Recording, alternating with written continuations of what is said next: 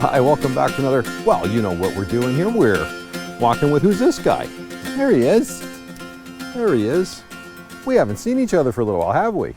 Well, Charlie, back in the fall, we noticed he was being quite uncomfortable and had a few struggles with his hind leg. And after a bit of investigation, we discovered that he pulled a muscle called an iliopsoas, which in boy dogs or Zim dogs, I'm not sure how this works anymore. In boy dogs anyway, it's the muscle they would use to lift their hind leg to do, well, you know what they're doing. And so we pulled it. So that took quite a bit of physiotherapy. I'll put a picture here of what it looked like for him to be in a water tank with a treadmill and a trainer. And yeah, this is not $5 to fix this. But anyway, he needed it. So he had a few months of therapy and he's graduated, which I'll show you his graduation photo. Yeah, it looks good, doesn't he? And so now he's on the mend. He's like a little puppy again. He's 13, but he still thinks he's a puppy, especially if you give him a tennis ball. We've discussed his tennis ball addictions previously.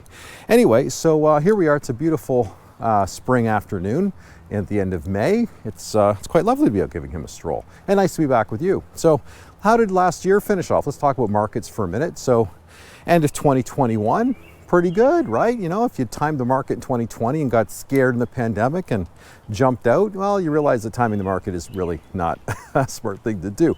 And we were rewarded with a pretty strong finish to 2020, and we had a really, really strong 2021 in pretty much every asset class as governments around the world spent, we've talked about this before, something on the order of $18 to $20 trillion to make sure we could get through COVID and everything would be fine. So that led to enormous asset inflation, especially in houses and growth stocks and other things like Bitcoin and NFT and some other stuff that was, you know, this is what happens when they print all this money, is it goes to kind of the deepest, darkest, sometimes weirdest parts of the market. And so we saw tremendous asset inflation, and we've seen how that also has spilled into other types of inflation, which, and you heard it here, I told you it wasn't transitory, right? Remember they were talking about, well, it's just a blip, it's transitory. And I said, and I'll put a link up here to when I told you this last year, it's not transitory, this is serious. And so it is. I'm gonna go back this way because my neighbor has a sprinkler on. And so we're now dealing with asset prices and inflation and darn near everything. And it's because we spent $20 trillion. We blew money out the door like crazy on almost everything. And then we sort of broke the global distribution systems, which are incredibly intricate and are really beyond anybody to control. It's just millions and millions of small transactions, billions or trillions maybe, that all kind of depend on each other. And it's going to take time to repair all this stuff. So in 2022, we are seeing some pretty weak markets. And I don't think that's really a surprise. In fact, I know the press is treating this like the end times, but to be honest, mathematically, this is a pretty much bog standard mathematical market correction. It isn't a surprise to me. It shouldn't be a surprise to anyone who's invested for a long time, but it seems to be a surprise, as it always seems to be, to the financial press, which should it? Really? You'd think they know by now. But again, they're not really in the business of reporting wisdom. They're in the business of reporting what they think is news. And I would argue that this is probably why most people, the math tells us and the studies tell us, are lousy investors, because they always feel the need to do something. Now, as an investor, the hardest thing to do is not touch it. There was a report, now I don't actually know if this is true. I found reports discussing this report, but I've never actually found the report itself. But it's a good enough anecdote, and I'll share it with you because it's become kind of popular wisdom, if you will, which is in 2013, Fidelity Investments looked at their client accounts and they wanted to see which accounts had done the best. And they discovered that the accounts with the highest performance were in two categories. The first category was people that were dead, accounts that were dormant because the person had passed away. The second group were people that forgot they had an account at Fidelity, so therefore no one traded them. The accounts with the worst performance, active day traders. And so we've learned, and should not be a surprise, it certainly I don't think is a surprise to our clients, that the hardest thing for investors to do is to not touch their portfolios. Now that doesn't mean I shouldn't touch them. As a professional investor on your behalf, as a portfolio manager, I do make lots of adjustments. Indeed, we made a whole bunch just recently because markets had sold off, and some of our favorite businesses, if they go 30% on sale or more, I'm going to buy them. We'd also accumulated some cash going into this year because I just thought things were getting too expensive.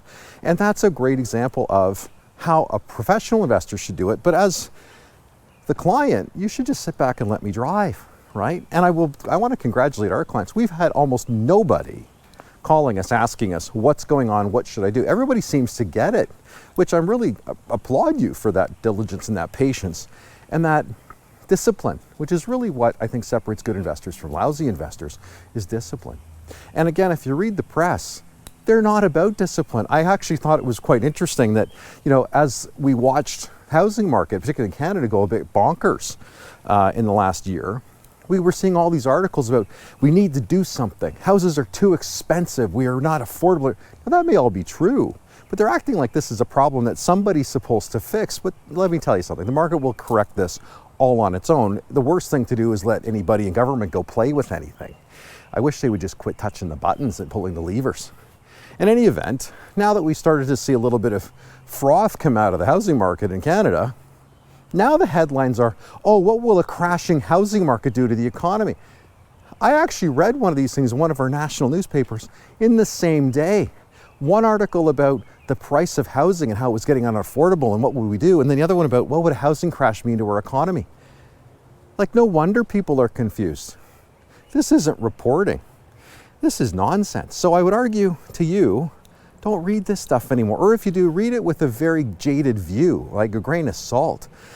There's no wisdom in this stuff. Yes, it might be reporting, but that's all it is. It's just interesting. But that doesn't mean you should do anything about it.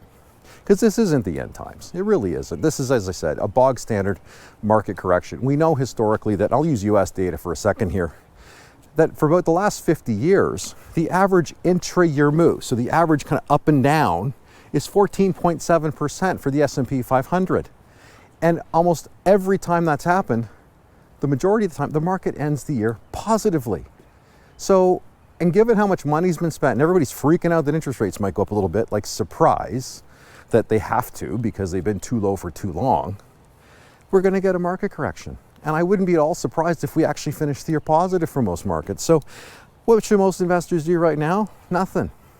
Like, if you have good quality investments, you didn't panic, you didn't do dumb stuff, because that's really our first rules, don't be dumb, you probably worked out fine. Now, it was very easy, actually, in the last 2 years to make a lot of investment mistakes. In early 2020, if you panicked and sold because, oh, we had this global pandemic, which admittedly, bizarre, never seen that before, right? No one's ever been trained for that. No one investing today was professionally, or at least as an adult, doing this in the Spanish flu. So if you sold at the wrong time, you missed the next big rally back up.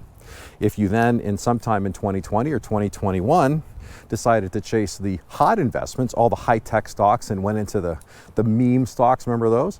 Or into the Bitcoins and NFTs, and you jumped in as they were already high, well, it's been nothing but pain and agony for you. You've lost a ton of money that frankly isn't coming back. That's not fluctuation. That's probably permanent loss of capital.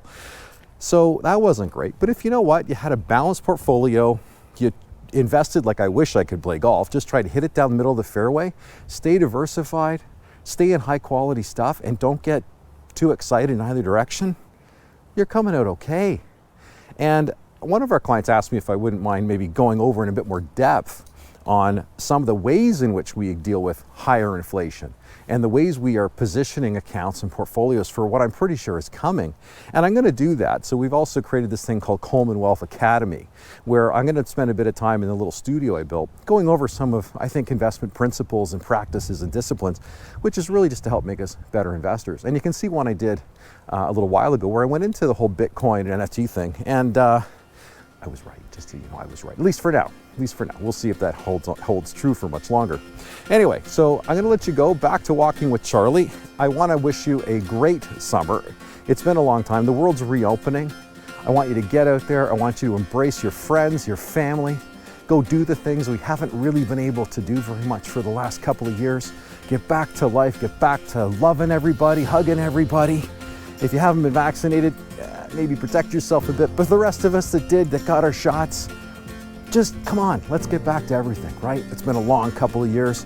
Let's embrace what we have ahead of us. All right, with that, I wish you all the best. Charlie and I are gonna keep rolling along here. Good thing I brought the bags for Charlie. Okay, thanks very much. Have a great day. We'll see you later. I'd still like to know how you hurt yourself, Charlie. Have you been watching reruns of Littlest Hobo? Let's just be careful. Neither one of us are spring chickens anymore, buddy.